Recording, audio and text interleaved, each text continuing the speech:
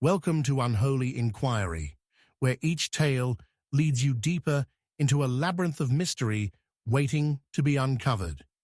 This time, join us as we delve into Hercule Poirot and the Fire That Started, a fan-crafted story that pays homage to the genius and sophistication of Agatha Christie's iconic detective, Hercule Poirot. We are thrilled to have you with us on this captivating journey. Share your thoughts, let us know where you're tuning in from, and if you spot any details we missed, your feedback is invaluable. Together, let's continue to shape even more thrilling enigmas. Chapter 1. The ashes were still warm. The smell of scorched silk still clung to the air when Poirot stepped across the threshold of the smouldering estate. A single ember glowed defiantly in the blackened ruins of the drawing room, its flickering light dancing on the soot-stained face of a porcelain doll, cracked but eerily intact. Inspector Japp turned from the wreckage, his voice low and grim. It wasn't the fire that killed her, Poirot. She was already dead, strangled, before the flames began. Poirot's eyes narrowed as he studied the charred remnants with a deliberate gaze, his hands folded neatly behind his back. The great detective moved slowly, methodically, as though each step were a sentence being written in the diary of the dead. "Mon ami," he murmured almost to himself, "when a fire burns too quickly, it is not to cleanse, but to conceal." The estate belonged to Lady Margaret Hensley, a widow of considerable wealth and a recluse since the death of her husband, Admiral Hensley, 5 years prior, under mysterious circumstances, aboard his yacht. Last night, she was found dead, body crumpled beside the hearth, a silk scarf knotted viciously around her throat. The fire, lit shortly after, had devoured the evidence with suspicious precision. The local constables believed it an accident. Poirot, of course, believed nothing of the sort. Among those present during the evenings, events were 3 people with equally valid alibis and equally compelling motives. First, there was Victor Hensley, the Admiral's estranged son from his first marriage. Tall, bitter, and financially ruined, after a failed venture in the Indies, Victor had returned to Hensley Manor under the guise of reconciliation. But to Poirot, his timing was suspect. He had arrived only a week prior, and Lady Margaret had curiously rewritten her will the very next day. Second was Miss Isabel Crane, Lady Margaret's live-in companion, an intelligent, guarded woman of uncertain background. She had served Lady Margaret for 12 years, never taking a single holiday. But behind her composure lurked a raw resentment. The servants whispered that she once loved the Admiral long before Lady Margaret came into the picture. Her eyes, when she looked at the portrait above the fireplace, did not shimmer with loyalty, but something darker, more wounded. And lastly, the enigmatic doctor, Felix Armitage, a man of elegant speech, smooth shoes, and no past to speak of. He claimed to be the family physician, but Poirot noted that not a single prescription bottle in the manor bore his handwriting. He had been seen entering the drawing room late that night after the storm had begun, yet no one saw him leave. As the storm raged outside, Poirot began his careful examination. The ashes, he noted, had a strange structure, layered deliberately, as though someone had attempted to incinerate something underneath. Beneath the grate, Poirot retrieved a half-melted monocle, the edge bearing a single fingerprint. On the scorched writing desk near the hearth, he found a broken fountain pen, its ink long dried, but pooled in a peculiar trail, as if dropped mid-sentence. "Japp," Poirot said, crouching to examine the side of the hearth. "Do you see? The wood here, it is cleaner, whiter, untouched by soot. There was something here, perhaps a safe, and now it is gone. Jap frowned. Gone, or someone took what was inside before setting the blaze. That's your theory? Non, mon ami. That is the truth. In the interrogation that followed, Victor was the first to crack. Confronted with the updated will, which left everything not to him, but to an animal sanctuary in Suffolk, his facade crumbled. She promised me, he spat. After everything I lost, she said I'd inherit. Then that woman, Crane, talked her out of it. Did you kill her, monsieur? Poirot asked softly. Victor sneered. I couldn't have. I was in my room the whole night. Ask Isabelle. She passed me on the landing at 9:10. But when Poirot asked Isabelle, she hesitated, a beat too long. Yes, I saw him, she said, fingers tightening around her shawl. He was pacing the corridor, muttering something about betrayal. Strange, said Poirot, because Victor insists he was asleep at that time. Isabelle's face paled, but she said nothing more. Later that evening, Poirot explored Lady Margaret's bedroom, finding beneath her pillow a small photograph in a cracked leather frame. The image showed a younger Margaret embracing a child, but not Victor. This was a girl. On the back was scrawled in a familiar blue ink, "To my only real daughter. May the world never take you from me." A daughter? Hidden? Poirot's mind turned rapidly. Had Isabelle lied about her past? Had she been more than a companion? The next morning brought the first twist. Dr. Armitage vanished. His room was empty, his car missing. But on his nightstand, Poirot found a half-burned medical bag, and inside a bloodied silk scarf, identical to the one found on Lady Margaret's neck. More chilling still, a page from a diary, the handwriting unmistakably Lady Margaret's, reading, "Felix threatened me again. He knows about Isabelle." Poirot gathered the remaining suspects in the charred ruins of the drawing room. Rain pattered softly against the broken window panes as he stood before them, immaculate in grey.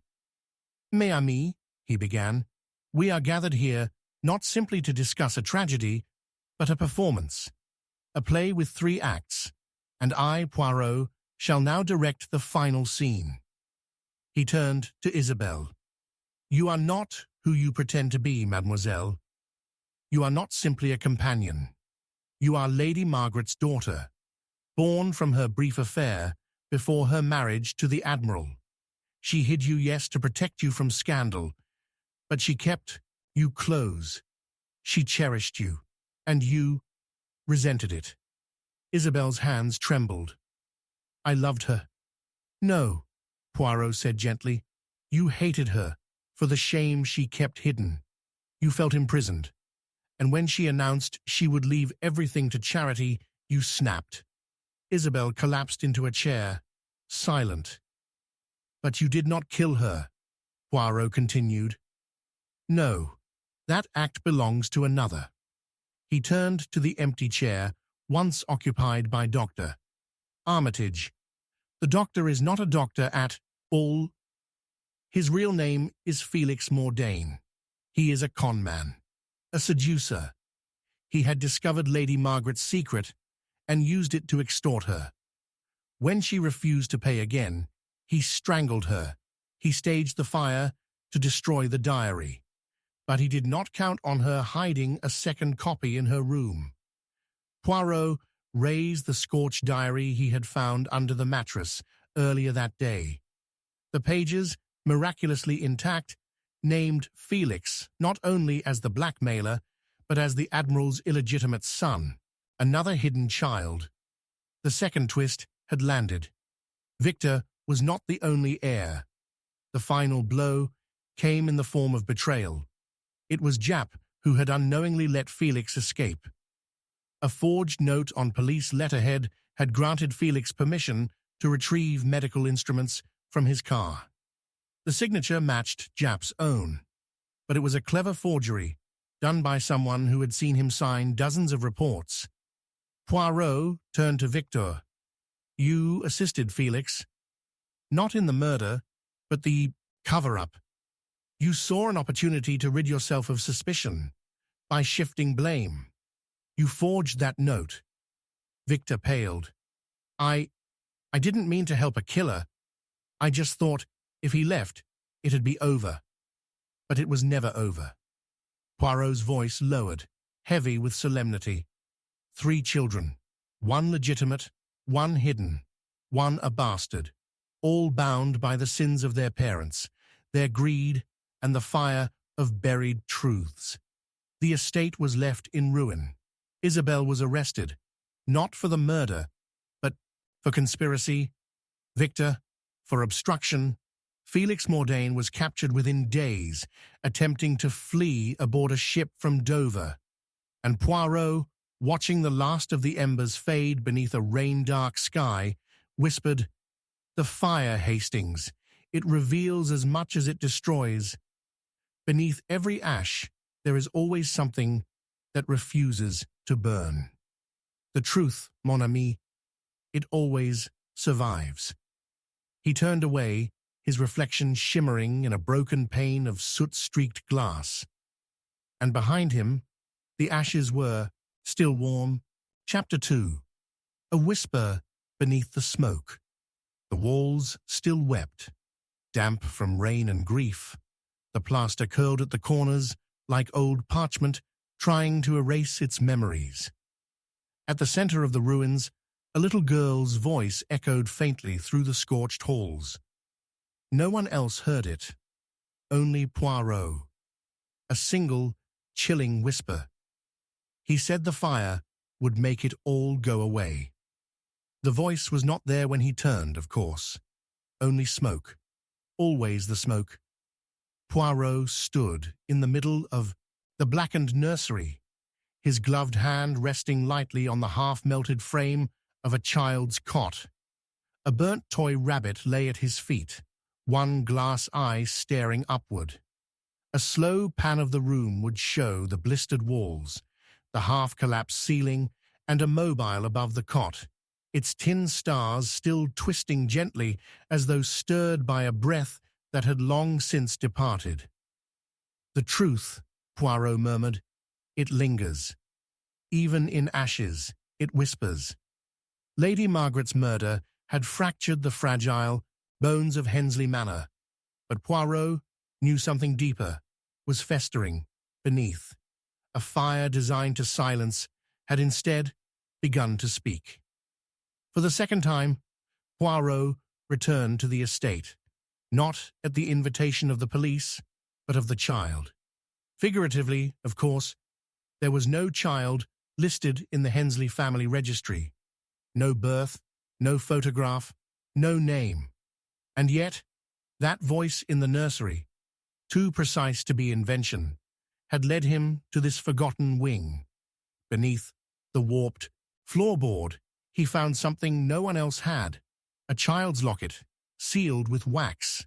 Inside, a lock of hair, and a name carved with such force it gouged through the gold. M. Poirot's instincts stirred. A child whose existence had been erased.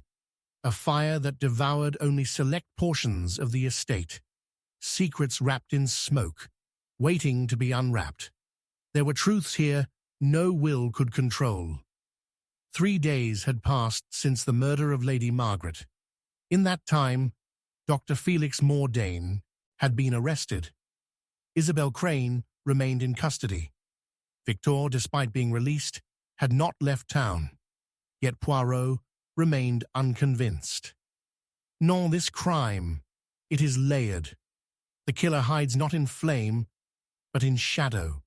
And I, Hercule Poirot, shall chase even the faintest breath of truth." He began with Victor. The man had grown thinner, more anxious. Gone was the arrogant son. In his place, a twitching remnant, staring into empty brandy glasses as though they might refill with answers. "She lied to me, Poirot," he muttered. "She promised it would all be mine. Then she changed the will because of that woman." "You mean Isabel Crane?" Poirot asked. "No, not her. The other one. The girl." Poirot's gaze sharpened. "What girl?" Victor hesitated, as though he had said too much. "Forget it. Just a rumor. The servants talk. They say the old lady kept a child hidden here once. Some poor relative. Bastard blood. Shameful, I suppose. Perhaps even hers." "And you believe such gossip?" Victor gave a hollow laugh. "I believe in money, monsieur, and the things people are willing to hide to keep it." Poirot filed this away.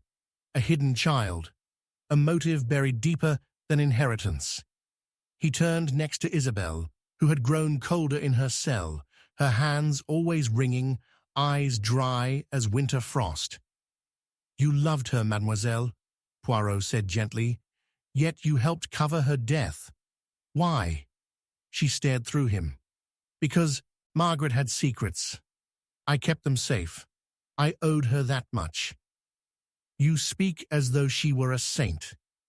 "She was nothing of the sort," Isabel snapped. "She could be cruel, withholding, but she saved me once, from a place I will never name. And there was someone else. Someone she saved, too. A child." Her lips parted, then clamped shut. Poirot saw the flicker in her eyes. She knew. He left without forcing the answer. It was not his way to wrest truths with threats. Rather, he let them tremble to the surface in silence. Later, as dusk bled into rain, Poirot returned to the ruins once more. In the remains of the West Wing, he found a painting still clinging to a singed wall. It was unfinished. Charcoal outlines, a face without eyes, but below it, initials, M. C. Not Margaret Hensley, not Isabel, someone else. Someone silenced. He recalled the locket, M, and a note buried inside the music box he'd found earlier that day, hidden among singed linens. "Forgive me, M. I had no choice." The handwriting matched Lady Margaret's. The second act of this grim play was beginning. Poirot called for a meeting at the village hall, those still tied to the case. Victor, the housekeeper, Mrs. Dunning, and a curious outsider named Eliza Moore, who claimed to be a historian documenting the Hensley lineage, all gathered, eyes wary. Poirot noted the way Victor's hands trembled near Eliza, a flicker of recognition or fear.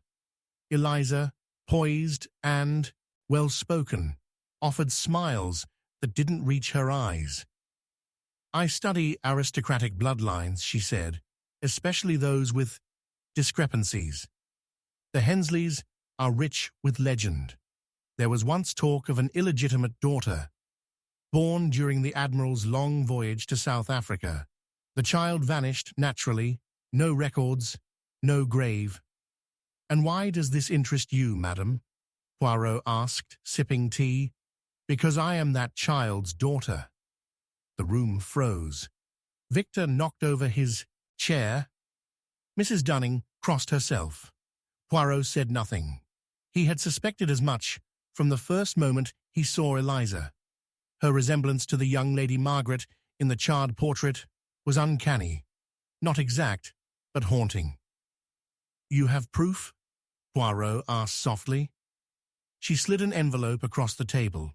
Inside, a letter from Lady Margaret, unsigned but unmistakably hers. It read, "To the child I could never name. I have watched you from afar. I've left nothing to you, not by choice, but to protect what little you have. Please forgive me. You were always my light." Poirot bowed his head slightly. "Then you are not here for inheritance?" "No," Eliza said. I came to know why my mother died alone, betrayed by those she loved. Poirot placed a hand on the locket in his pocket. Then you must listen, because the truth you seek, it is darker than betrayal. He summoned the others to the room. It was time for the final act. The murder, Poirot began, was not simply of a woman, it was of a truth. And the fire, it was meant to kill twice. He turned to Victor. You lied. You were not in your room, you were in the nursery. You had discovered something, a letter perhaps, or the painting. Proof of another heir. Proof that you would lose everything. And so, you acted, not to kill Lady Margaret, no, but to destroy the proof. Victor paled.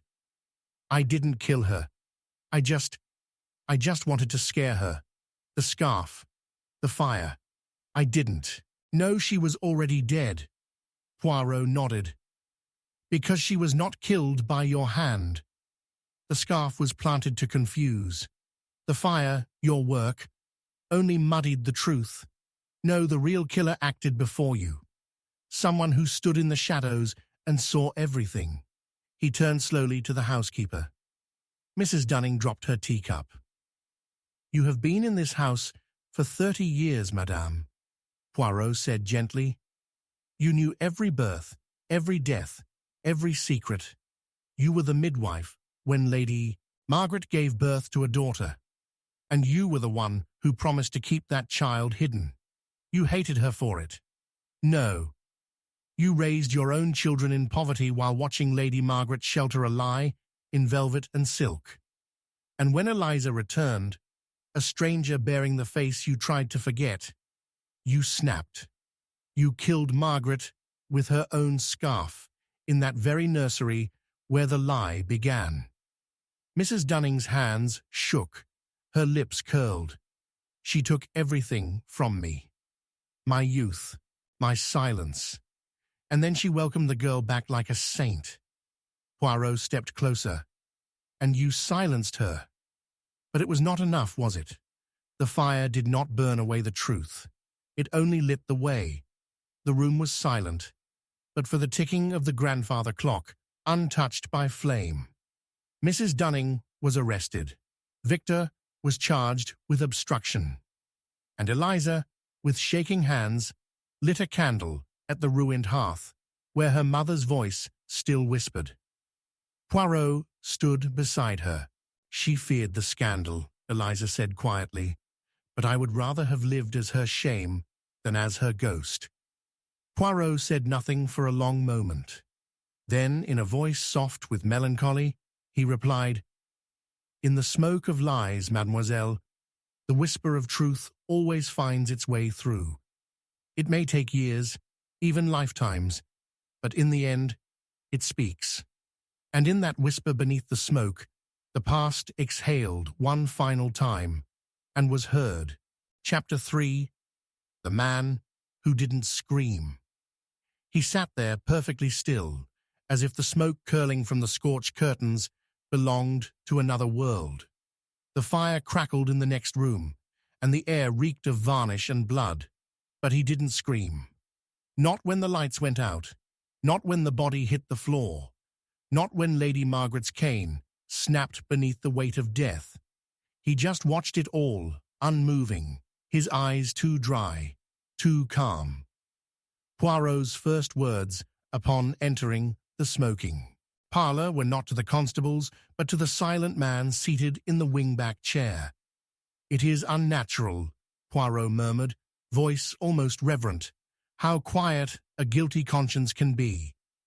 The man's name was Thaddeus Milner, a military man, retired colonel, a friend, perhaps more, of Lady Margaret, though she never publicly acknowledged him.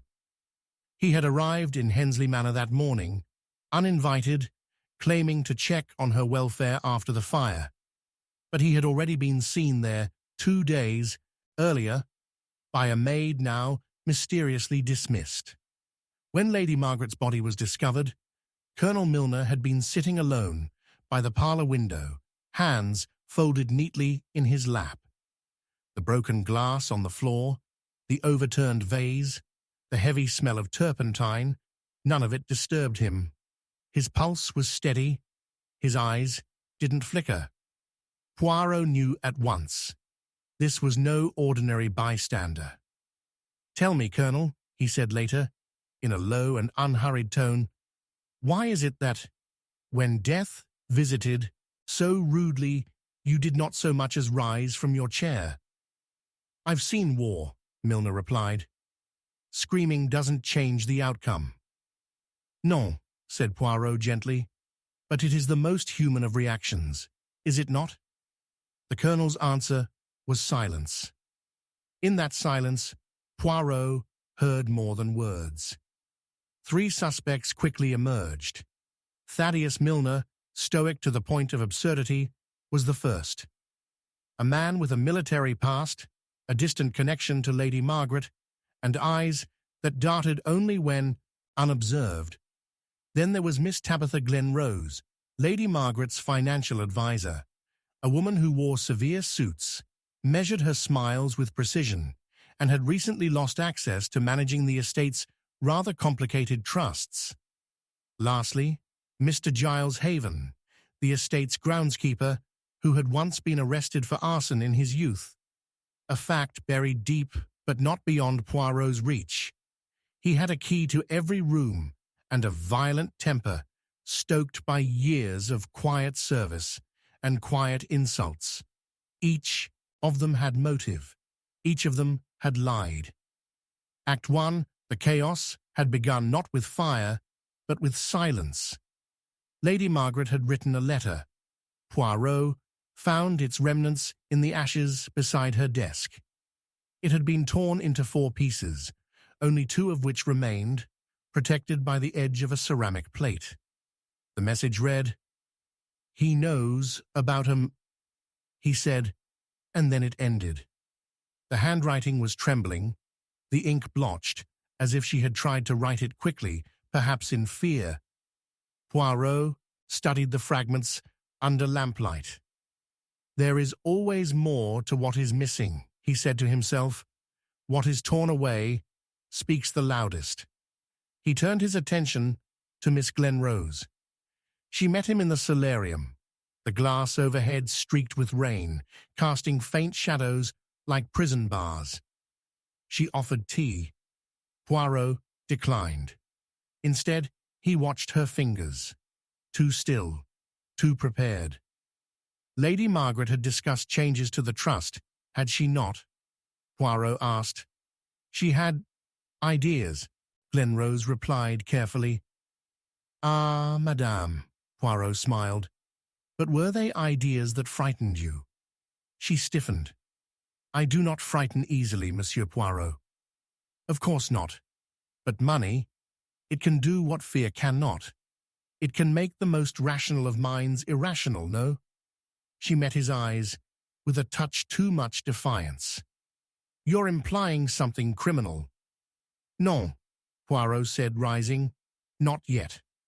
Later, Poirot found Mr. Haven staring into the pond where Lady Margaret's prized koi had once swum. The pond was now empty, drained after the fire revealed scorched leaves and the faint odor of kerosene. "The fish," Haven muttered. "She cared more for them than for people." Poirot did not respond immediately. He let the words sink, like stones. Then quietly, "The water, did you drain it before or after the blaze?" Haven flinched. "I don't know what you mean." "Mais oui, monsieur, you do." Act 2 unfolded with subtle violence. The burnt rug in the parlor, Poirot discovered, had a circular outline. Something heavy had once sat atop it, something now missing. A safe? A strongbox? When asked, the staff insisted there had never been anything in that corner. But Poirot knew better.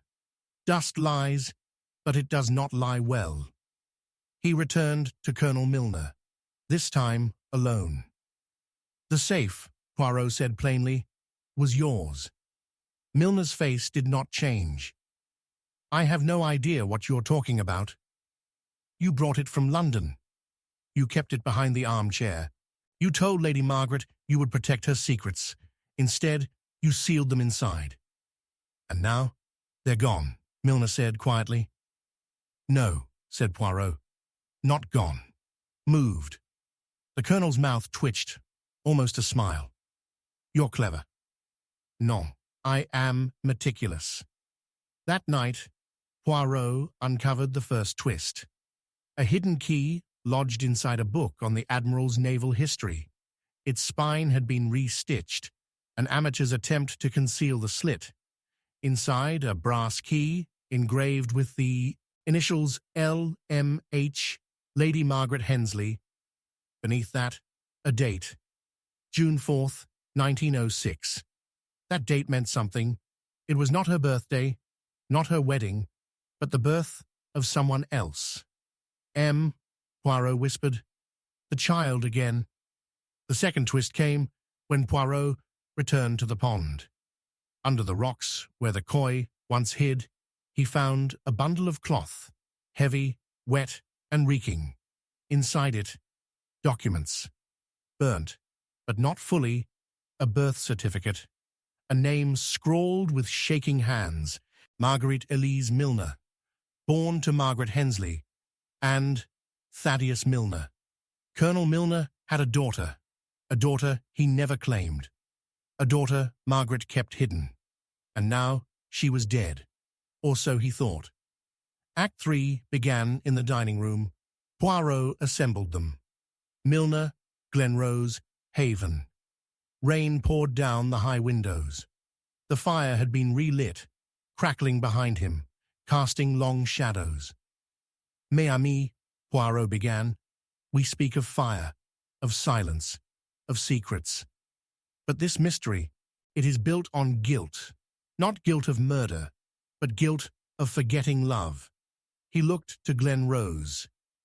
You, madame, withheld funds. You feared the scandal if the estate were handed to an illegitimate child. You forged documents to delay the transfer. You resented Margaret's decision. She opened her mouth, but he turned away. Mr. Haven, you drained the pond. You discovered the evidence. You threatened Margaret, perhaps only to be heard, but you did not kill her. Finally, he turned to Milner. You, mon colonel, sat and did not scream, because you had already mourned her once. You believed your daughter to be dead, but she was not. Milner's voice cracked. You're lying. Non, monsieur. She is alive. She came to me. She bears the scar you gave her when she fell from your arms as a child. She has her mother's eyes, and she came to see the truth, not for vengeance, but for closure. Poirot paused, letting the silence settle. You killed Margaret because you thought she had let the child die. But the child lived, and now she has returned. Her name is Elise Haven. The room collapsed into sound. Mr. Haven, Giles, shouted in disbelief. Poirot turned to him. You are her uncle.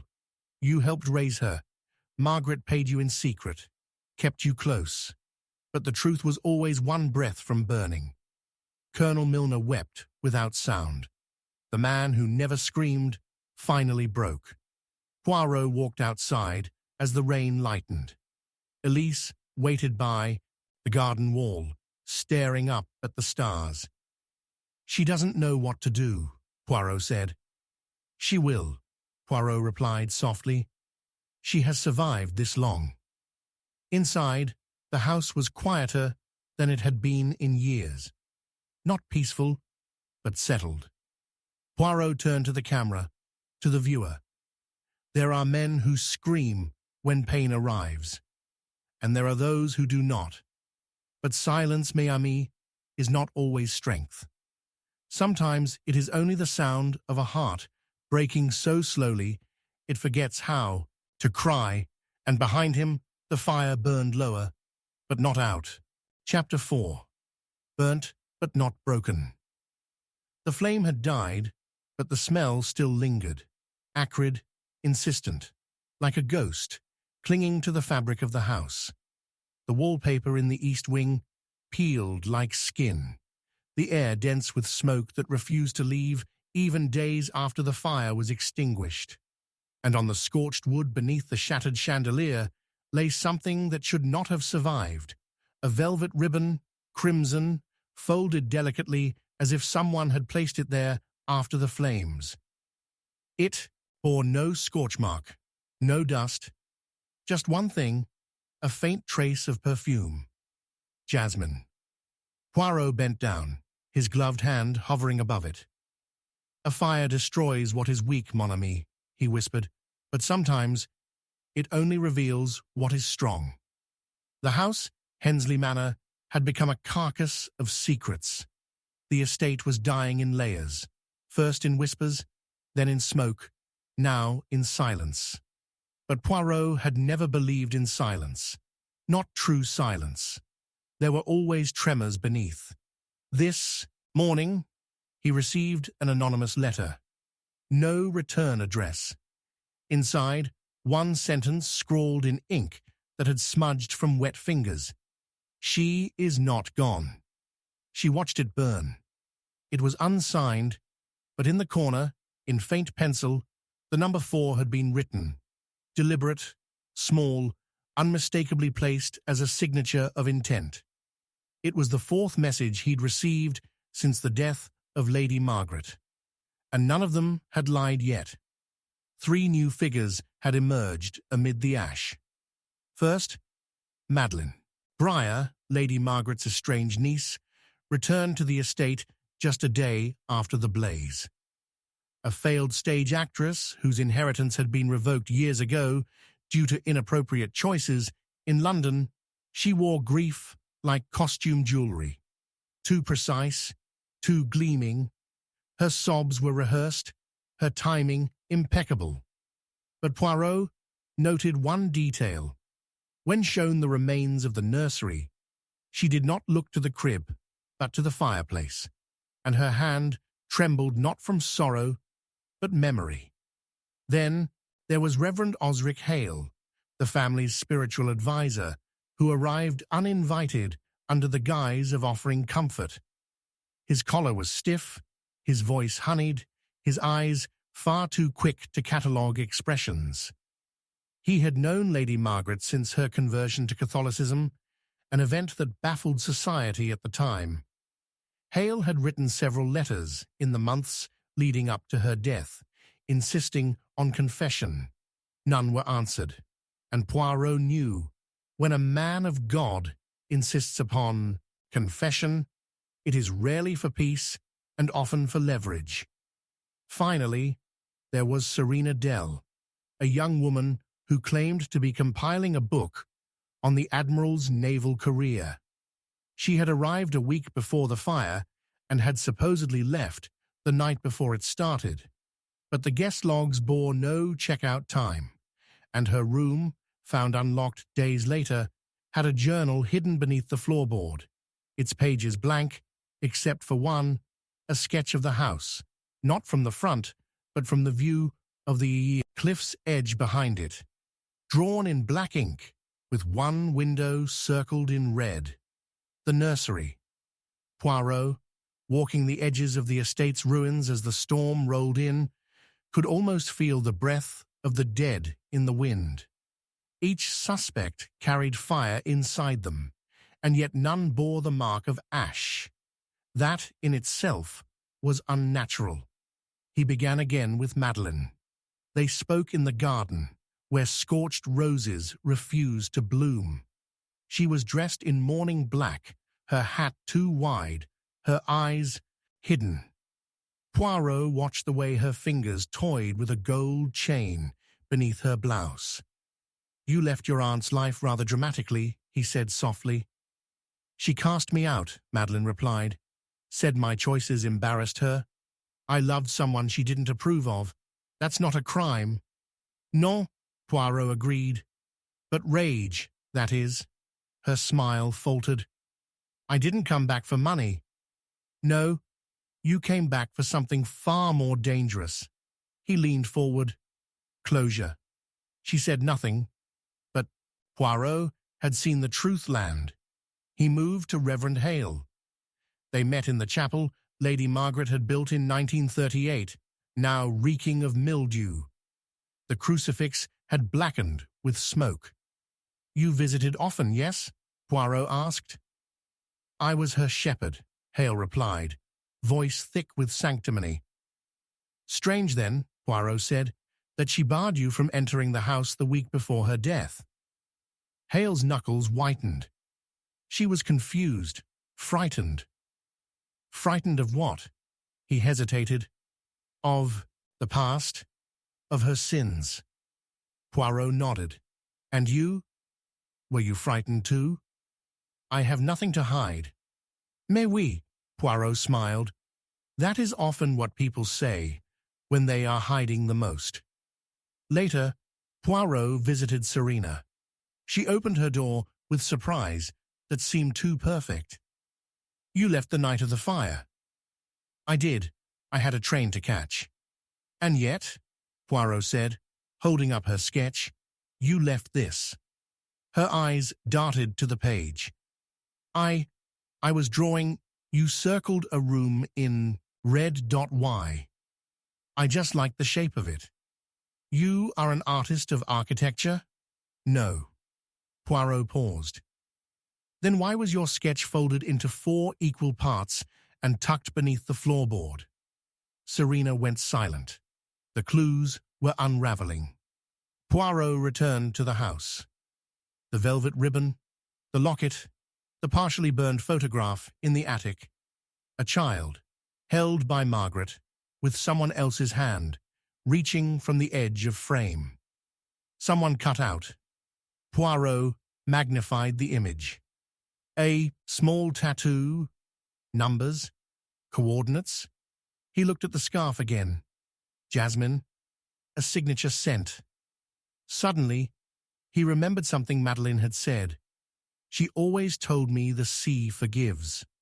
Only one room faced the sea, the attic window, and only one person had sketched that view. Poirot convened them in the drawing room, a shadow of what it had once been. Lightning struck beyond the windows as he began. "There are 3 kinds of fire, mes amis. The accidental, the natural, and the vengeful. This fire was not to destroy, but to force remembrance." He turned to Hale. "You were blackmailing Lady Margaret with secrets from her confession." The Reverend's face tightened. Poirot went on. "You discovered she had a child out of wedlock. You insisted she acknowledge it. When she refused, you threatened to reveal the truth." Hale stood. "I never harmed her." "No," Poirot said, "but you made her desperate." Then to Madeleine, "You are not Margaret's niece. You are her daughter, the one born in secret, the child hidden from society. You returned not for revenge, but for her love." Madeleine gasped, one hand over her mouth. "And you, Serena." Poirot turned slowly. "You were hired to watch her, but not by a journalist, by Margaret herself, to confirm that Madeleine was truly who she claimed. Your sketch was surveillance. The ribbon, the one she always wore, you took it from her the day before the fire, when you searched her room. And what did you find?" Serena looked at Madeleine. "I found a letter. She wrote it to her daughter. She was going to give it to her that night." "Mais oui," Poirot nodded, and someone stopped her. The final twist came not in a confession, but in a name. Poirot held up the charred edge of the photo. The man reaching for the child. His tattoo. It was not decorative. It was naval. And it belonged to the Admiral himself. Which means you, Madeleine, are not only Margaret's daughter, but the Admiral's legitimate heir. Their marriage predated your birth by weeks. She hid the union to avoid scandal, but it was real. You are the sole heir. Madeleine dropped the gold chain. A wedding ring was attached. Poirot's voice lowered. Lady Margaret had suffered. burned by loss, scarred by shame. But she remained unbroken. She left clues because she wanted you to find the truth, not from others, but from yourself. He walked toward the shattered window. The sea roared beneath, and now the fire is gone. But what it revealed, that shall remain. No one spoke. Outside, the wind carried ash from the ruins. Poirot turned once more, his voice soft and final. The fire took the walls, the lies, but not the soul. What burns may be lost, but what survives. That, mes amis, is the truth. And the house, though hollowed, stood tall, burnt, but not broken. Chapter 5.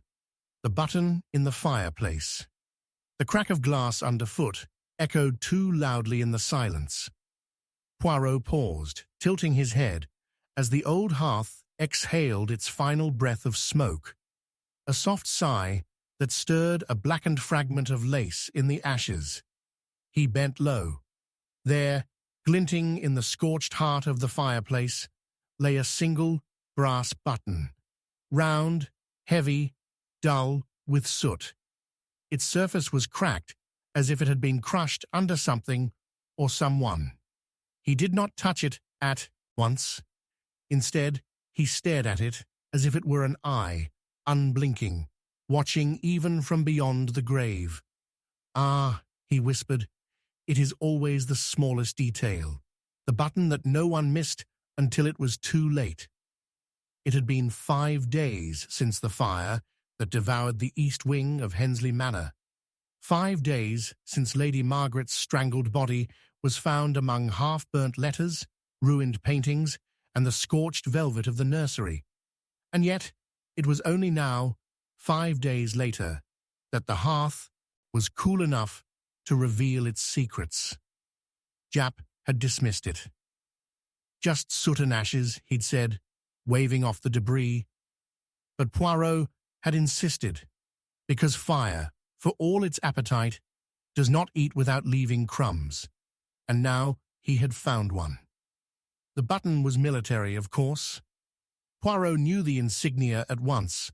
Royal Navy, early 20th century, identical to those worn by Admiral Hensley, but it was not old, not antique. The metal was modern, the rim machined with precision tools. No tailor in 1910 would have touched.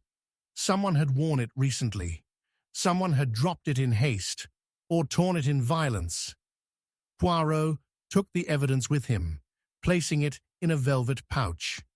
He did not mention it to Japp, not yet, because he had learned long ago, a clue declared too soon becomes useless. No, this button had to wait. It had to be heard at the right moment, like a final note in a waltz composed of betrayal.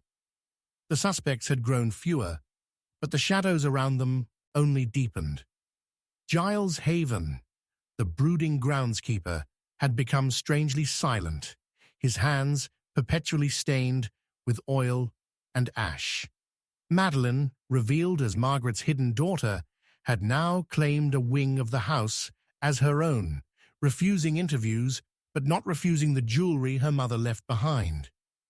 And Thaddeus Milner, the retired colonel with an emotionless stare, had returned once more, under the pretense of retrieving a misplaced journal. Poirot did not believe in such coincidence, especially not when the man wore a navy blue coat missing a button. Act 1 resumed with the colonel. Poirot approached him in the manor's cold study, where the light from the sea filtered through broken glass. Milner rose stiffly, adjusting his sleeve. "You are cold, monsieur?" Poirot asked casually. "It's this blasted damp. The air here never feels dry." "Ah, I see you have changed your coat." Milner's gaze didn't flinch.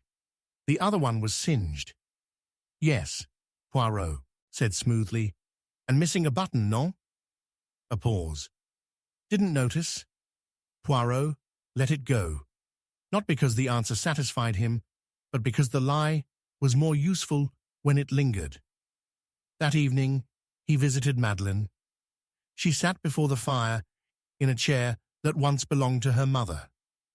A string of pearls hung loosely around her throat, Lady Margaret's unmistakably. On the mantel stood a photograph of Margaret and the Admiral, but next to it, newly framed, was a portrait of a young girl with Margaret's eyes and Milner's jaw. "Such a picture," Poirot said softly. "One might think it a child lost. But I see, it is you." She looked up slowly. "She never let me call her mother. Did you wish to?" "Yes, more than anything." Poirot studied her hands. Not a tremble, not a flicker, but her right hand bore a recent burn. Faint, barely healed, a triangle at the base of her thumb. "You've hurt yourself," he said gently. "I spilled tea," she replied. "On the inside of your hand?" She paused, then smiled faintly. "Careless, I suppose." "Mais oui," Poirot murmured. "We are all careless when grieving, or hiding." The second act began with Giles. Poirot found him in the garden shed, oiling shears. The tools gleamed too brightly for someone mourning the loss of an entire estate. The man barely looked up. "You were in the manor the night of the fire," Poirot said. Giles nodded. "And you saw someone enter the east wing." "I didn't see. Faces? No, of course not. But sounds, they betray more than light." "Did you hear a struggle?" "Silence," Poirot pressed. "A scream, perhaps, or a thud." "Still nothing." Then Giles said, "Someone ran past the window." "Light shoes? Women's shoes? Are you certain?" "No man runs like that." "Interesting." Poirot thought again of Madeleine's slippers, small, worn down at the heels, dusted with soot, even though she insisted she had not returned to the nursery since the fire. He walked back toward the house. The storm was rising again. The wind clawed at the hedges, and rain slicked the stones. Poirot felt it now. The pressure, the mystery was close, almost breathing. Later that night, Poirot returned to the parlor. He stared into the fireplace where he had found the button. He crouched again, ran his fingers along the mortar. His hand stopped. Something was loose. A brick. He removed it. Inside the cavity, tucked carefully in a tin box, was a stack of letters, each written in Margaret's hand. They were addressed not to her lawyer or to her servants, but to a man named Elias Dane. Poirot blinked. Elias Dane had not been mentioned by anyone. The letters told the story. Margaret, in her youth, had loved Elias, a pianist, but he vanished during the war. She believed him dead. In grief, she married the Admiral, but Elias had returned, scarred, unrecognizable. He changed his name to Thaddeus Milner. The letters grew more desperate. "You are not the man I buried," she wrote, "but you are not the man I loved either." In the final letter, she wrote, "If you return again, I will expose you. I have told the lawyer everything. I kept your coat. I kept the proof." Act 3 began the next morning. Poirot gathered them once more. "This tale," he said, "has not been about fire nor inheritance. It has been about a button, a simple thing, brass, navy issue, torn from a coat during a moment of violence." He turned to Milner. "You are not who you claim to be. Elias Dane was a pianist. Thaddeus Milner, a soldier. You combined both men into one to return to Margaret's life uninvited. But she discovered your deception." Milner opened his mouth. Poirot raised his hand. "You strangled her. She fought. She tore the button. And you lit the fire to cover it." Madeleine gasped. "But he's my father. No, Poirot said quietly. He is not. The real Thaddeus Milner died in France. Elias Dane took his name to disguise his own shame. Your father is the man in the photograph, a different man entirely. Madeleine staggered backward. Poirot then looked to Giles. And you, monsieur, you found the button days ago. You cleaned the fireplace. You could have revealed it, but you feared it would draw suspicion toward you. Giles nodded grimly. The mistake was not hiding the button, Poirot said. It was trusting that no one would find it. Milner was arrested. In his coat, they found the missing stitch. He said nothing, even as the constables dragged him away. Poirot stood in the ruins once more. The fireplace glowed dimly. Embers whispered. He placed the button back on the mantel, and softly, almost to himself, he said, "A button, Hastings, can fasten a coat, or unravel a life." And behind him, the ashes sighed their final truth. Chapter 6. She lied about the match. The flame flared brighter than it should have. Poirot noticed it immediately. The way the match hissed unnaturally as it touched the wick. The way the scent of sulphur lingered a little too long, as if reluctant to vanish. Lady Eloise Dunmore's hand had trembled ever so slightly as she lit the candle, her eyes refusing to meet his. "Old nerves," she said, with a smile far too polished. But Poirot saw everything, and more importantly, he saw what she did not. The spent matchstick had no char at the tip. It had never been used.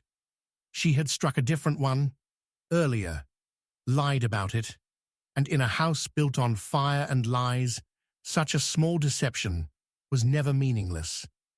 Ah, Poirot mused inwardly, the lies we tell when we believe we are unseen. They are the ones that reveal the most.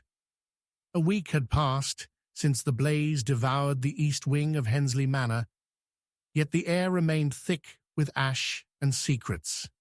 Though Lady Margaret, Hensley had been buried, her shadow still lingered in the manor's cracked mirrors and soot-smudged portraits. The more Poirot pulled back the layers, the more he realized the fire had not started with a match, nor with kerosene. It had started with something far older, a promise broken, a child forgotten, a truth deliberately burned. The match was only the final act. Lady Eloise Dunmore was the third cousin of Lady Margaret. Though she claimed to be closer, recently widowed, she had arrived 3 days before the fire, ostensibly to comfort Margaret. But Poirot had already noted inconsistencies in her story. She claimed to have arrived on the Tuesday evening, but the innkeeper of the Red Boar remembered her checking in Monday morning, flustered, gloveless, and asking for directions to the estate. And now, when she lit the candle for Poirot during their conversation, she lied about the match. A detail, yes, but in Poirot's world, a detail was never just that. 3 others sat under suspicion. The first was Julian Moorcroft, Margaret's private solicitor, a man whose well-cut suits masked a history of quiet manipulations. He had been found burning documents in his fireplace the night after Margaret's death. He claimed they were outdated drafts. But among the ashes, Poirot had recovered a fragment bearing the words "unnamed beneficiary," a name perhaps too dangerous to exist. Second was Celeste Halberd, the maid with the mismatched earrings and silent eyes. She'd been with Lady Margaret for 6 years, never late, never absent, but she was also the only person who had access to the drawing room at the precise time the fire was lit. She claimed to have left matches on the mantel, innocently, routinely. Yet the matchbox found near the charred rug was not one kept in the household. It bore the insignia of a French hotel, a hotel in Marseille where Celeste had never been. Or so she said. And finally, there was Lawrence Hensley, the black sheep nephew who had spent the last 10 years on the continent, only to return 3 days before the fire. He had been seen arguing with Lady Margaret in the garden, voices raised. His words, caught by the gardener, "You can't bury it forever." The gardener was dismissed the next day. Act 1 began anew in the great hall, where Poirot met Lady Eloise beside the fractured stained glass window. A storm boiled beyond it, and the candles she lit flickered between them. "You were close to Lady Margaret, no?" Poirot asked gently. "She was my cousin," Eloise said, voice cool. "But in our family, blood does not always mean affection. Yet you came all this way. I felt it was my duty." Poirot tilted his head. "Duty, madame, is rarely accompanied by pearls and perfume. Yours smells of theatre." Her smile was as brittle as sugar glass. "You think I'm lying. I know you lied about the match." Her mouth opened, but she said nothing. Her fingers touched her necklace. Poirot watched. "A habit, madame." She lowered her hand. "I found the matchbox on the floor. I assumed it was Margaret's." "Did she often smoke?" "No, but there was a man." "Indeed," Poirot murmured. "There always is." The second act began in the library. Poirot discovered a hidden compartment beneath the floorboards, obvious only because a single tack had been replaced in haste and not hammered flat. Inside, a photograph, folded into quarters, showing Lady Margaret holding a baby. The man beside her was not the Admiral. It was Julian Moorcroft. Poirot knew him by the signet ring, distinctive, with a family crest not worn in public since the war. On the back of the photo, "To Julian. You promised you'd never let her be forgotten. M." Poirot summoned Moorcroft. "I believe you were more than her solicitor," he began calmly. Julian's jaw tightened. "That was decades ago. A mistake, one she regretted." "Non," Poirot said. "One she feared. There is a difference. Regret fades, fear lingers." Julian said nothing.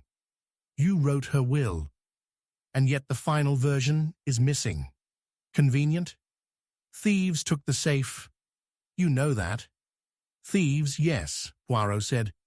"But what they took was not valuable to anyone, except you." Julian did not deny it. Next, Poirot questioned Celeste. They sat in the kitchen, the one room untouched by the fire. She wrung her hands as she spoke. "I never hurt her, monsieur. I only did what she asked." "And what was that?" "She said, if anything happened to her, I should burn the letters. In the drawer beneath the lamp. I didn't read them. I swear." "Ah, but the matchbox," Poirot said. "That was not from here." Celeste looked away. "Someone gave it to me. A visitor. A woman. Pale, with a gold ring on a chain." Poirot froze. "Lady Eloise?" "I don't know her name." But Poirot did. The gold ring, the match, the lie. That night Poirot walked alone, through the ruins of the East Wing. The walls were damp, but the fireplace remained. And in it, buried under soot, he found it, a scorched envelope. Inside, barely legible. "Lawrence Hensley is not who he claims to be. He knows. He has always known. The child must never..." The rest lost to the fire. And so began the third act. Poirot gathered them all in the music room, where the piano still stood, cracked but proud. The storm outside was biblical. Thunder rolled. Candles hissed in the corners. "Mes amis," Poirot began, "you each played a role in this tragedy. Some of you lied, some of you concealed, but only one of you struck the match." He turned to Eloise. "You lied about the match, because it was not a match at all. It was a fuse, a device planted in the drawer, a timed mechanism. Margaret was meant to die without witness. Eloise paled. "You were in love with Julian," Poirot said. "You always were." But he chose Margaret. Then, after, their affair ended. He protected her secrets. You could not forgive him. Julian turned sharply. "That's insane." Poirot lifted the photo. "You kept this. You folded it, not to preserve it, but to hide your face. You are in the corner, madame. Your ring gives you away." Eloise's voice shook. "I didn't mean to kill her. I only wanted to scare her, to bring the truth out." "But the truth burns, madame," Poirot whispered. "It does not speak. It screams." He then looked at Lawrence. "You returned not for family, but for blood. You are the child. Margaret sent you away after birth, adopted under another name. You found out. You came for answers." Lawrence said nothing. "And when you found her dead, you took the will. You thought you were protecting yourself, but in doing so, you nearly destroyed your future." Poirot walked to the window. "We lie to protect the past, but in doing so, we murder the present." He turned back to them, eyes shining. "She lied about the match, but the match was never the weapon. The weapon was silence." The candle flickered, the rain stopped, and Poirot, stepping into the hall, spoke one final time. "Even the smallest flame casts a shadow, mes amis, and in that shadow, the truth always waits." Chapter 7. The third strike was silent.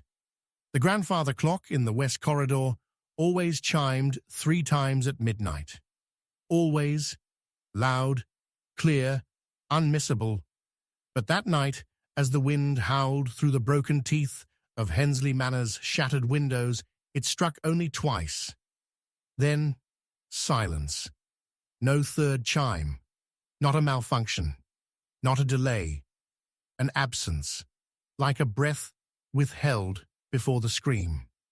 And when the servants came running hours later, they found Arthur Penrose, the family's trusted historian, slumped over the drawing-room desk, head resting gently against a pool of ink, not blood. His spectacles cracked, but not broken. His pulse gone, murdered, without sound. Poirot stood beside the corpse long before the local constables had arrived, his grey eyes tracing the trail of a man who had died without a cry, without a mark, and curiously, without resistance. A man who had arrived just 2 days earlier with promises of sealing Lady Margaret's family records into a final volume. And now he was gone.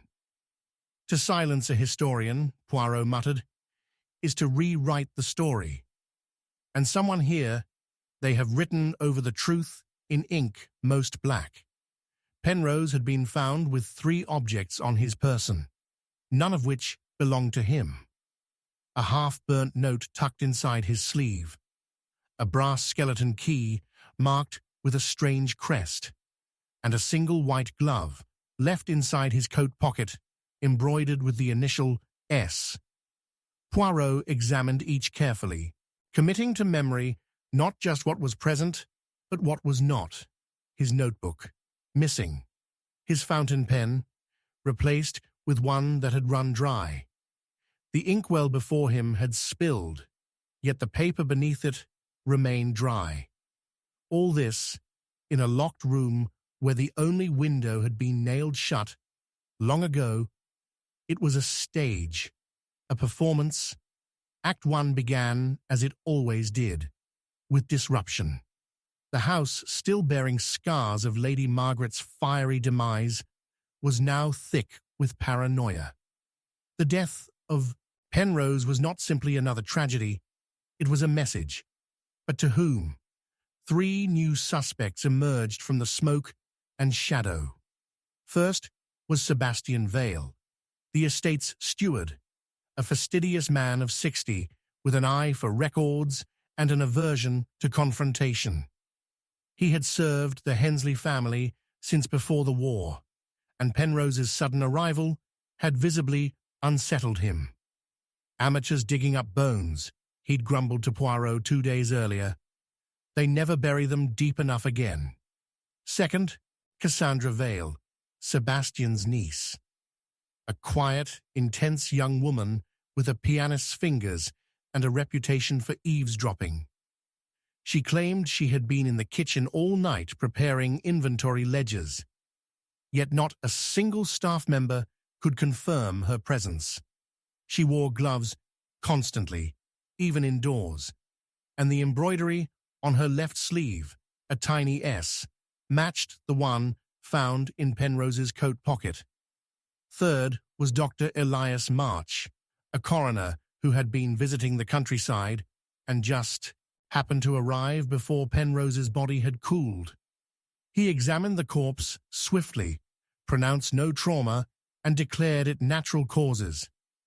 A sudden collapse of the heart.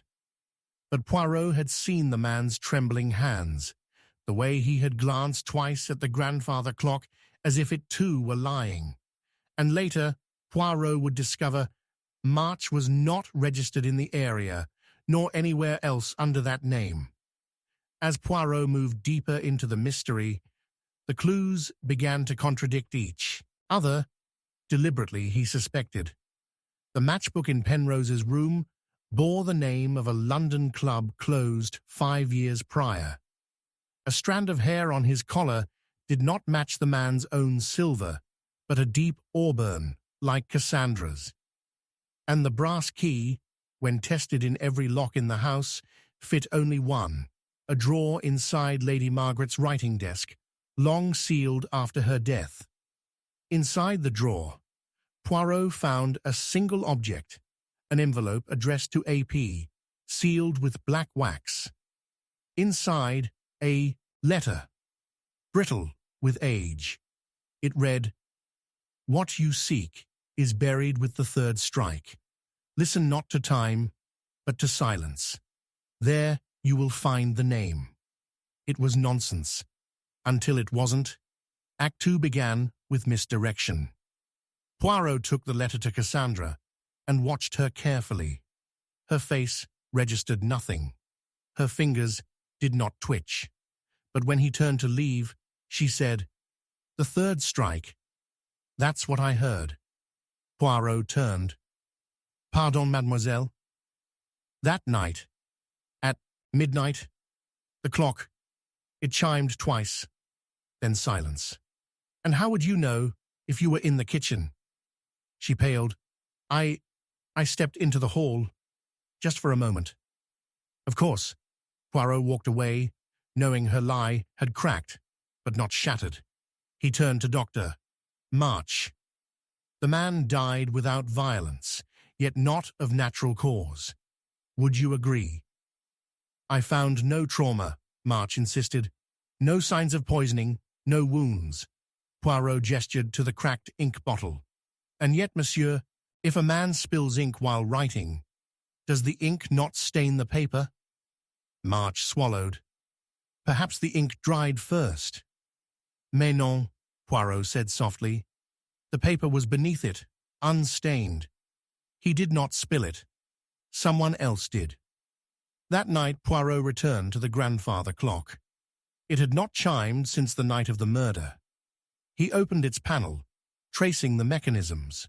It was simple, clean, except for one thing: a sliver of cloth caught between the hammer and the bell. A white glove. He removed it, turned it over. A faint ink blot marked the fingertip. The glove had muted the chime, held back the third strike. The hour had not passed. It had been halted. The killer had used the sound of time itself to hide the moment of death. And suddenly, it was clear. The third act began at the old chapel, the only room in the house that had been locked since Lady Margaret's death. Penrose had requested access but was denied by Vale. Now, with the skeleton key, Poirot entered. The chapel was untouched, cold. On the altar sat a small iron box. He opened it. Inside, a death certificate of a child, Sarah Hensley, born 1908, died 1913. But Poirot knew that name. It was not on the family tree. It had never been spoken, and the date of death, 1913, was scratched out and rewritten in pencil, 1922, and then again, 1933. 3 separate attempts to declare the same person dead. 3 deaths, but only one person. And then finally, Poirot saw what he had missed. Sarah had never died. She had been hidden, erased, until she returned. He confronted them all the next morning. The drawing room was grey with stormlight. Cassandra stood by the window, Vale near the fireplace. Dr. March sat in a corner, eyes flickering like a caught animal. Poirot began. Arthur Penrose came not for history, but for a secret. A child. Sarah Hensley, Lady Margaret's firstborn, declared dead.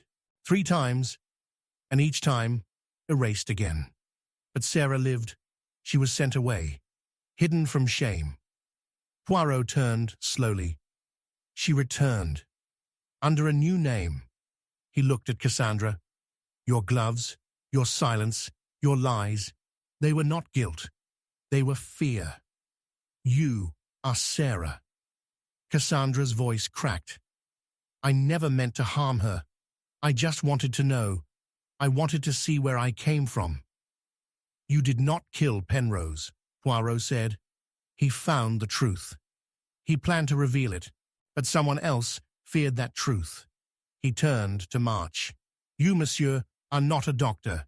You are a hired guardian, one who followed Penrose from London to stop him. March bolted. He was restrained. Poirot faced Vale. You lied too. You knew Cassandra's identity. You protected her all your life, even helped Penrose access the chapel. But when he died, you said nothing. Vale bowed his head. I owed her mother that much. Poirot sighed. This was never about murder, for greed. It was about silence, about a third strike that never rang, about a child erased to preserve reputation, and a historian silenced for daring to remember. The storm had passed. Poirot walked alone through the hall. He looked back at the grandfather clock, tapped it once.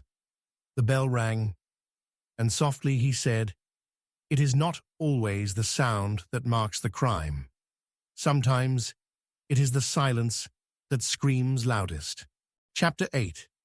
A shadow in the flame. The fire revealed something it was never meant to. Not bones, not blood, not a letter half consumed by heat, but a shape. A shape no one had seen or admitted seeing. In the middle of the second blaze, as flames curled hungrily up the drawing-room wall, the maid screamed, not at the fire, but at what she saw through it. A silhouette, motionless, standing just beyond the threshold, inside the blaze, as if it watched the fire breathe and did not flinch. When the others ran in, there was no one there, but a curtain near the library had been cut cleanly, and beneath it, a footprint, left in soot, right in blood. Poirot arrived not in panic, but in reflection. For him, fire was not chaos. It was confession. A flame is the most honest thing in the world, he murmured, as the servants wailed and the constables stumbled through ash. It does not pretend, it only consumes. And yet someone had danced within it, a shadow that had not run, but vanished. Poirot stood at the threshold where fire had hesitated, his gaze scanning the room, not for what burned, but for what didn't. One small table by the wall was unscorched. A book remained open, its page warped but unblackened. A single matchbox rested beside it, red with gold trim, identical to one found weeks ago in the nursery, now far from its rightful place. Ah, Poirot whispered to himself, the match travels farther than the hand that struck it. The victim this time was not a person, but a piece of the estate itself. The East Wing Library. Gone, destroyed, and with it hundreds of records and letters no longer kept in any solicitor's vault. But one detail chilled Poirot more than the loss. The library contained a hidden cupboard behind the shelves, known to only 3 people, and it had been emptied before the fire reached it. This was not arson, it was erasure. 3 suspects emerged from the smoke. First, there was Edmund Carlyle, the young archivist brought in by the late Arthur Penrose to catalogue the Hensley estate's oldest papers. Intelligent, nervous, his hands ink-stained and eyes too wide. He had been working late in the library the night of the fire. He claimed he left at 10. But the maid, Molly Briggs, had seen his lantern still burning well past 11. Second was Georgina Vale, the sister of Cassandra, the woman recently revealed to be Sarah Hensley. Georgina had been presumed to be only a relative, but Poirot had uncovered quiet payments from Lady Margaret to her under a pseudonym. Georgina was a nurse by trade, quiet and practical. But practicality, Poirot knew, could often be used to mask ruthless precision. Third was Rowan Dunwell, the visiting historian and former lover of Arthur Penrose. He had stormed into the estate 3 days before the fire, demanding Penrose's notes. When denied, he had turned instead to the estate's staff, asking questions about a missing birth certificate and sealed court records. His temper, Poirot noted, was matched only by his vanity. He believes, Poirot said to himself, that if he uncovers a secret, it belongs to him alone. Act 1 unravelled with the questioning of Edmund. They met in the smoking room, which still reeked faintly of char and citrus polish. "You say you left at 10, Poirot began. "Yes, monsieur." "And yet your lantern burned later. Was it a ghost who needed to see?" Edmund stammered, I must have forgotten to extinguish it." Poirot's gaze sharpened. "You are an archivist. Forgetting is not your luxury." The boy paled. Poirot shifted. "Did you find the hidden cupboard?" "No." "Did you open it?" Yes, but only once. Penrose showed it to me." "And what was inside?" "Letters. Old ones. In a different language, not English." Poirot raised a brow.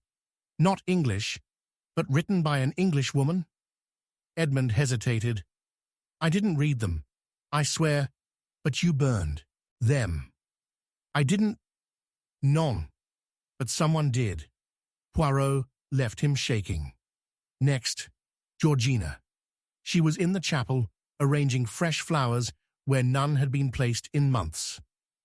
"You are a woman of silence," Poirot began.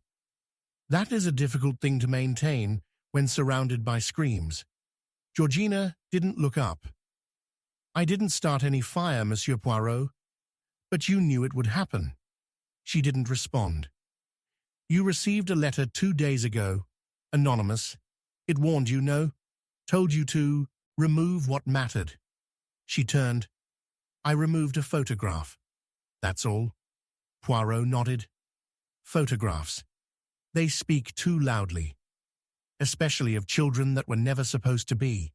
She froze. "You are not just Cassandra's sister. You were her guardian, her protector. You kept her hidden.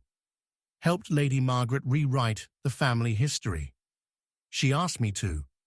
And did you comply out of loyalty or for leverage?" Her silence was louder than a yes. Then came Dunwell. He paced as Poirot entered.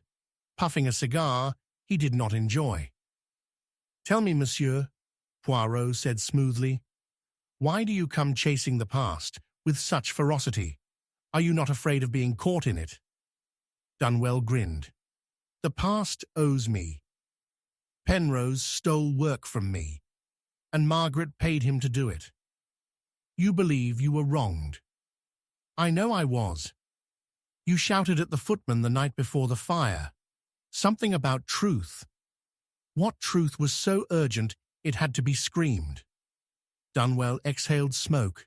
"That Margaret had a child with a man who wasn't the Admiral, and she buried every document that proved it, even bribed a judge to alter records. And you have proof?" "I had it," he spat. "Now it's ash." "Ah," Poirot nodded, stepping back. "And you are sure it burned? Where else would it be?" "Where indeed," Poirot said, eyes narrowing. Act 2 erupted with the discovery of the flame's origin. It had not begun in the library itself, but in the narrow passage behind the hidden cupboard. The fire started at shoulder height, suggesting a torch, not a candle. Poirot examined the walls.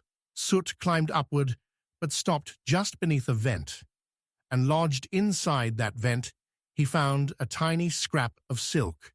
Not just silk, embroidered, a family crest. It belonged to the Dunwell family. Poirot brought Rowan to the drawing room. "You started the fire," he said plainly. "No. You lit it behind the cupboard. You knew the vent would carry smoke quickly. You thought you could destroy the letters before anyone knew, but you didn't count on the flame showing your shadow." Rowan laughed. "What shadow?" Poirot pulled a photograph from the charred book table. In it, a flicker of movement, a blur captured by Edmund just moments before the fire took the room. In the blurred reflection of the mirror behind him, a figure, a shadow wearing a Dunwell crest. Rowan's face drained. "You may have hidden in smoke," Poirot said, "but the flame painted your guilt." The third act came as Poirot summoned the others. In the great hall, beneath the shattered chandelier, he turned to Georgina. "You took the letters. You had been warned, not by Rowan, but by Penrose. Before his death, he sent a copy of the family's true history to someone he trusted." He turned to Edmund. "You." Edmund's eyes widened. "You are not merely an archivist. You are Penrose's son." The room fell silent. Poirot continued. "Your father knew he was being hunted. He sent you here not just to document, but to rescue the truth." Poirot stepped into the light of the window. "And the fire? That was Rowan's final act of desperation. But the letters were already gone. Penrose moved them. And so, Monsieur Dunwell destroyed nothing, except his future." Poirot ended with a final glance to Georgina. "And you, madame, you did not burn anything. But you let history burn, because secrets are heavy, and you carried them for far too long." As the storm returned, Poirot stood alone near the fireplace, now cold. "There is always a shadow in the flame," he whispered. "Not the one cast by the fire, but the one that watches it burn." And behind him, in silence, the house exhaled.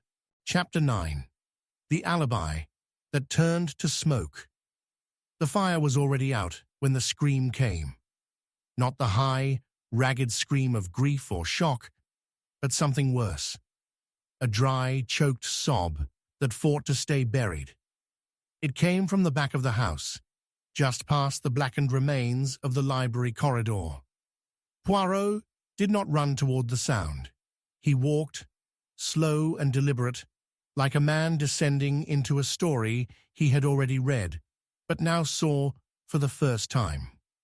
When he turned the corner, he saw her, Miss Lenora Hensley, kneeling in front of the scorched mahogany sideboard, her fingers trembling over something charred and barely visible. It was a pocket watch, burnt at the edges, cracked at the glass, but still ticking. She whispered, "It shouldn't be here. He said he had it with him all night." Poirot crouched silently beside her, watching the hands of the watch twitch forward once, then stop. "Ah," he said softly, "then the timepiece, madame, has betrayed him. And perhaps it has revealed the truth. What followed was not a chase, but a revelation. The fire that had destroyed the West Parlour had been brief, contained to one room, no casualties, no apparent motive. But the object found in the ash was no accident. The pocket watch belonged to Major Silas Trent, former military attaché, and one of the few people who had boasted an ironclad alibi on the night of the previous fire that killed Arthur Penrose.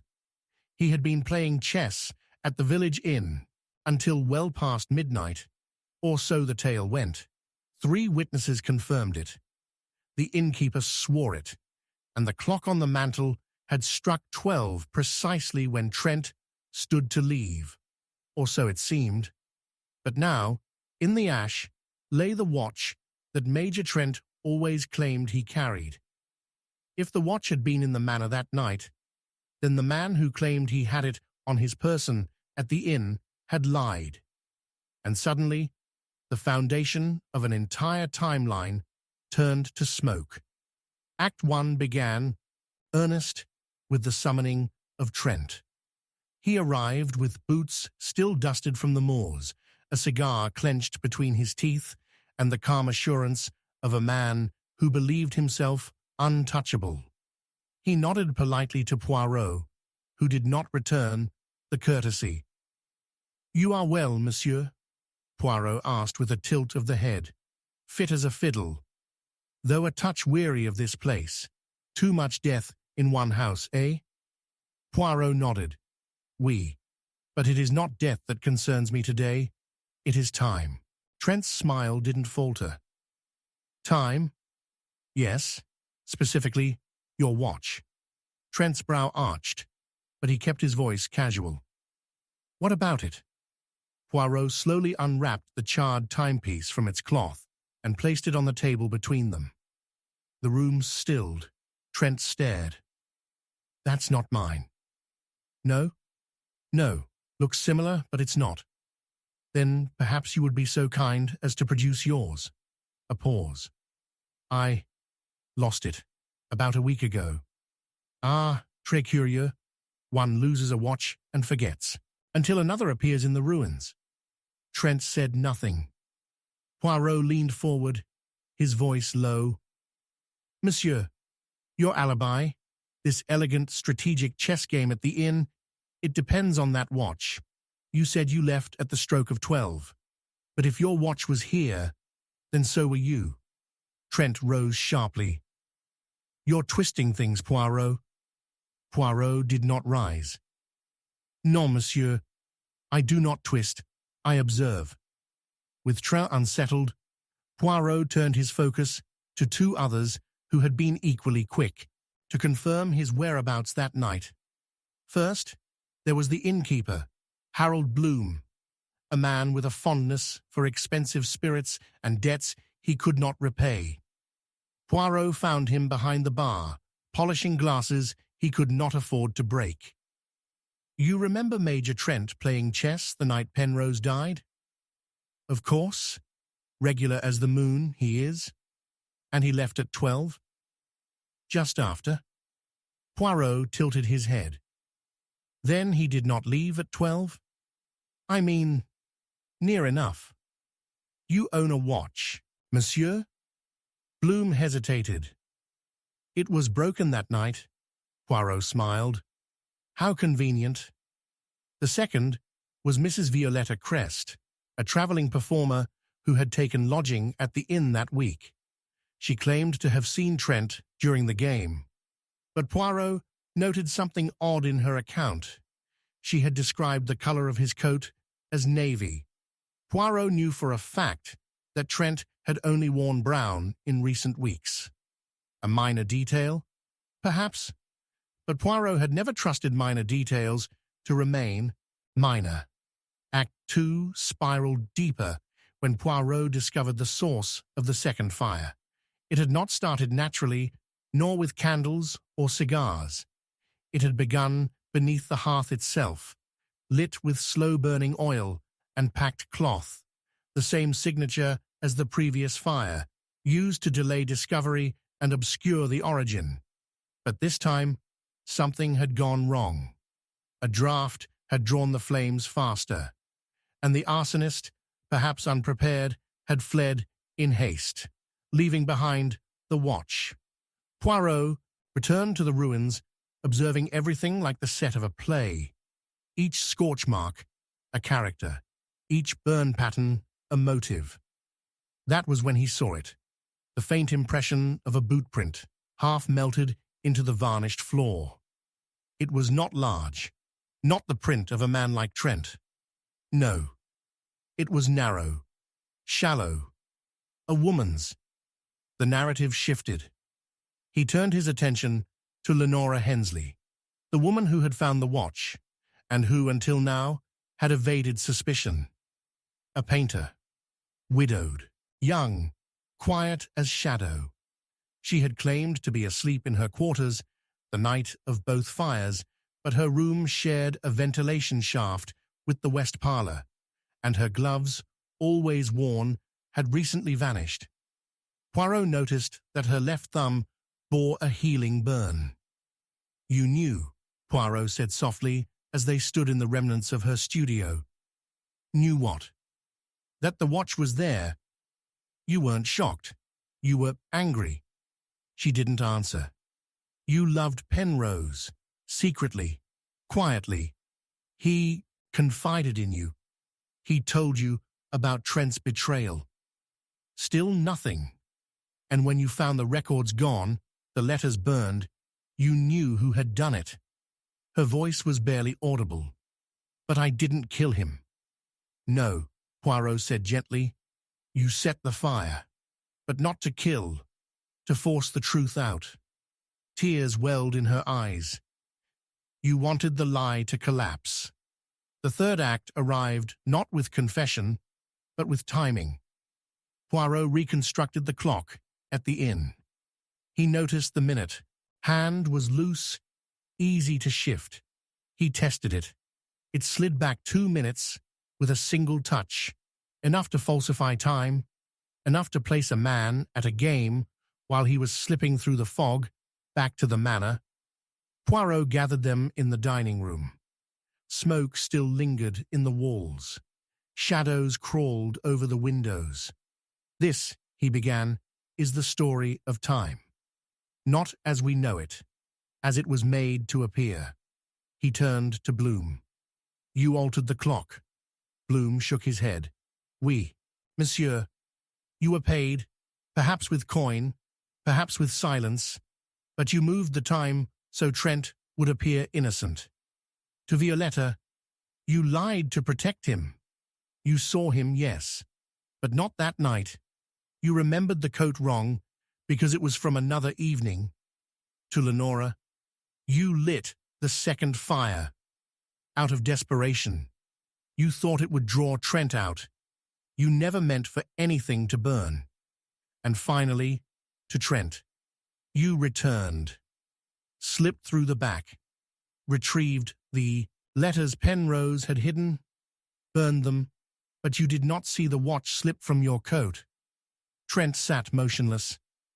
Poirot laid the watch on the table. "You carried it like a badge. But time, monsieur, betrays everyone, even you." The room was still. Poirot stepped into the hallway, alone. As thunder rolled beyond the windows, he whispered to himself, "There is no such thing as a perfect alibi, only one that has not yet turned to smoke." Chapter 10. His face in the firelight. The flame flickered, then leaned toward the window, as if drawn by the storm outside. Poirot did not blink. He stood in the center of the shattered parlor, watching the fireplace as though it might whisper the name he'd been chasing through soot and silence for weeks. But it was not the fire that caught his attention. It was the face reflected in it. Just for a moment, in the gleam of the brass fender, he saw him, watching. Not from behind the room, nor the corridor, but from the memory itself. His face, in the firelight, eyes hollow, mouth tight. Not startled, not sad. Guilty. Poirot stepped back. The fire hissed, and the image vanished. "Mon Dieu," he whispered. It was him all along. It had been 24 days since Lady Margaret's murder, and nearly half as long since the second fire consumed the West Wing. The manor still moaned in the night, its bones wet with rain and secrets. But now, the truth was, pressing against the walls like smoke before a breach. Poirot had begun to see it, not in letters or lies, but in glances, shared and stolen. Something connected all the tragedies in the manor, a single thread that passed through burnt letters, broken clocks, and names never spoken above a whisper. He had returned to the drawing room that evening to review the one detail that never made sense, a mirror on the wall beside the hearth, cracked from heat but not destroyed. A maid, while cleaning the morning after the fire, had insisted she saw a face in the glass before it broke. Everyone dismissed her as hysterical. Poirot had not, because her description, a man with light hair, too still, too calm, matched no guest present that night. And yet, one man had hair that was dark now, but had once been light. One man who had remained too quiet, too convenient, too early to offer help, and too late to offer answers. The name was Edward Holloway, Lady Margaret's godson, and the estate's legal executor, soft-spoken, intelligent, unremarkable in posture and profession. He had taken over her financial affairs 6 months before her death, after a sudden illness left her bedridden, and he had wept at the funeral, not with grief, but with relief. Poirot remembered that too clearly now, and the face he had seen, dancing in the brass and flame, belonged to no one else. Act 1 rekindled when Holloway arrived to meet Poirot by the parlour fire, just after sundown. The storm returned, tapping at the windows like fingers, drumming secrets. Poirot sat, letting the shadows perform their silent ballet on the walls, and said nothing at first. He simply watched the flames. Holloway waited, nervous but composed. "I'm told you've asked for me, Monsieur Poirot," he said eventually. Poirot nodded, never turning. "Do you like fire, Monsieur Holloway?" The question hung like smoke. I don't see why I would," Holloway replied. "But fire sees everything, monsieur, even what you think is hidden." Holloway shifted. "You're being dramatic." Poirot turned to him at last. "Dramatic, yes, but incorrect? Non." He rose slowly and moved to the mirror. "You stood here, did you not, the night she died?" Holloway's brow furrowed. "I was in the study. With papers, you were seen near the kitchen, and later, on the stairwell, no one saw you enter the study." He paused. "I passed through here, briefly. Long enough to see the fire catch?" Poirot asked. Holloway said nothing. Poirot gestured toward the fireplace. "The log you claim Lady Margaret lit herself was never moved. The matches she used were on the table across the room. You lit the fire. You watched it. She liked the warmth." Poirot interrupted. "She was unconscious, monsieur. The physician's report confirms a sedative in her system." That was the crack. A small one. But Poirot saw it. The second act swept in as Poirot interviewed 3 others with ties to Holloway. First, Estelle Braithwaite, the nurse who had tended to Margaret in her final weeks. Her hands trembled when she spoke, but her voice remained firm. Edward came to her bedside often, she said, always when she was asleep. Why not when she was awake? She refused to see him. Did she say why? She said he was too much like his father. That startled Poirot. His father? He never told you. Edward Holloway is the illegitimate son of Admiral Hensley. He took his mother's name after the Admiral's death. Poirot stood still for a long moment, and Lady Margaret, she raised him out of duty, but never with love. Then came Jonah Lees, the groundskeeper, who had been in Holloway's company during the stormy night of the second fire. Holloway asked me where the vent shafts led, he said. He said there might be rats, but I thought it strange. Why strange? He was looking at the map of the old wing. Not where the rats go, but where the smoke would. Last was Miss Eveline Carr, the estate's librarian. She had catalogued the inheritance records and legal trusts Margaret kept hidden. She planned to disinherit Edward, she whispered. She never signed the final papers, but she meant to. I think he knew. Did she say so? She told me I raised a viper, and he means to strike in fire.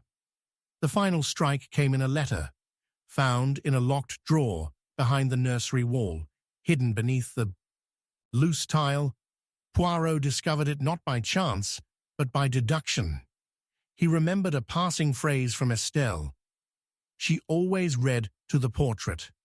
That portrait, above the nursery hearth, had hung crooked for days. Behind it, the tile. Within it, a letter.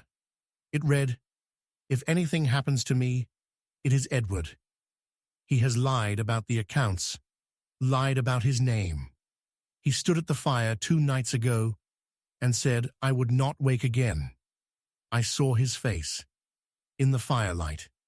Poirot summoned them all to the drawing room. Rain swept across the windows. Candles flickered. "Mes amis," he began, "you have each seen fragments. A burnt watch, a broken clock, a cracked mirror. But only fire sees everything clearly, and it saw his face." He turned to Edward Holloway. "You killed her with silence. With sedatives in her tea. You lit the fire as a symbol, a cleansing, a performance. You believed she would die in sleep quietly. But she awoke, monsieur. She saw you, and she wrote the truth." Poirot placed the letter before him. Edward didn't blink. She couldn't prove it. She has no need to. The fire remembered. And then for the first time, Holloway spoke honestly. "She took everything from me. She took my father, my name. She turned me into a servant in my own bloodline. I didn't kill her for money, Monsieur Poirot. I killed her to exist." Poirot nodded solemnly. "And now you do." In the shadow of the flame, the constables led him away. Poirot remained behind, watching the hearth. The fire danced again, and this time there was no face in it, just heat and memory. "Ah," Poirot whispered, "the fire does not lie. It only reflects." Chapter 11. The truth hid in the cinders. The last ember winked out as the sun rose over Hensley Manor, and with it, the illusion of peace. For hours, the fire had licked at the bones of the West Archive wing, consuming ledgers, diaries, letters too delicate for the scrutiny of time. And when the smoke cleared, what remained were not ashes, but silence. Poirot stood in the soot-streaked hall with the faint scent of scorched parchment in his nose and the weight of unsaid truths pressing against his temples. And then, as he leaned forward to inspect what had once been a mahogany bookstand, he saw it, a sliver of card wedged beneath a tile, untouched by the blaze, barely visible, but unmistakable. A single playing card, the Queen of Hearts, charred at the corner, yet grinning with unburnt clarity. Not part of any deck, not misplaced, planted. "Ah," Poirot whispered. "The fire may devour what is loud, but it always spares what whispers." The fire was no longer an act of destruction. It had become a language, a form of punctuation. The first, in Lady Margaret's drawing-room, had ended a legacy. The second, in the West Corridor, had smothered confession. But this third blaze, surgical, precise, had burned only what someone wanted gone.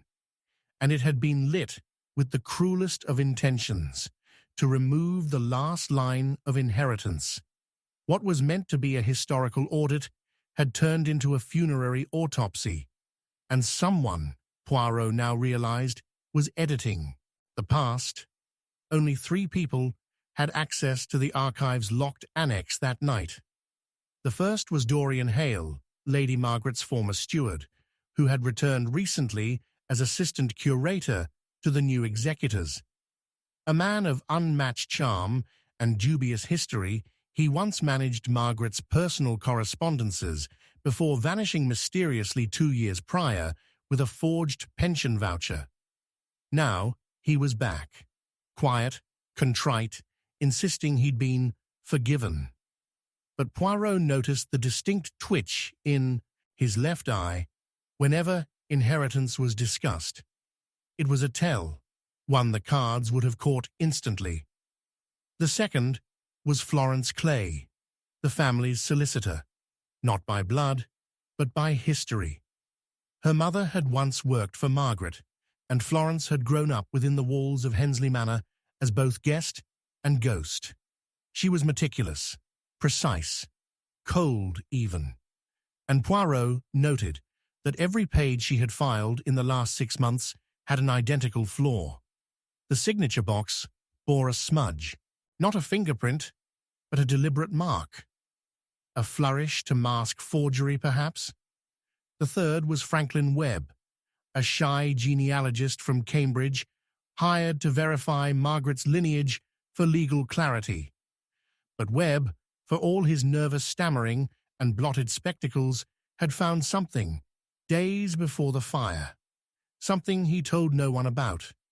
Poirot had watched the man fidget through a lunch meeting, twitch at the mention of unrecorded births, and then disappear entirely the night of the blaze.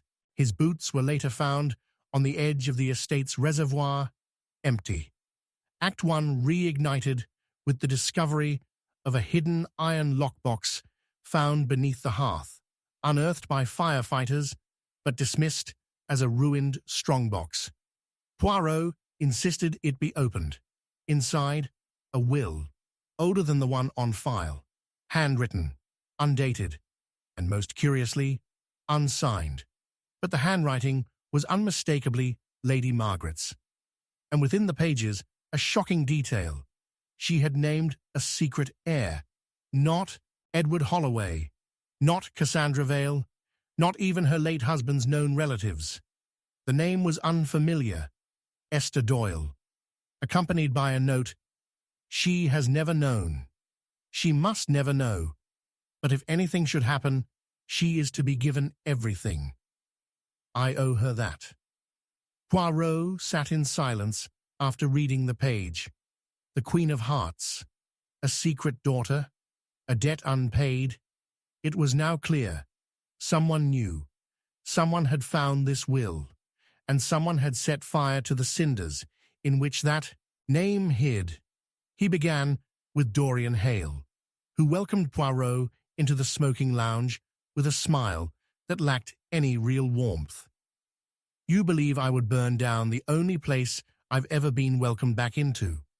Hale asked. Poirot sipped his tea. "Monsieur, you are clever, but not as clever as you believe. You've got no proof." "No," Poirot said, eyes narrowing. but you have no answer for where you were between 11 and midnight last night. I was with Florence. Poirot turned to the woman standing silently by the window. Mademoiselle Clay, is this true? Florence hesitated. He was near my office. We were reviewing records.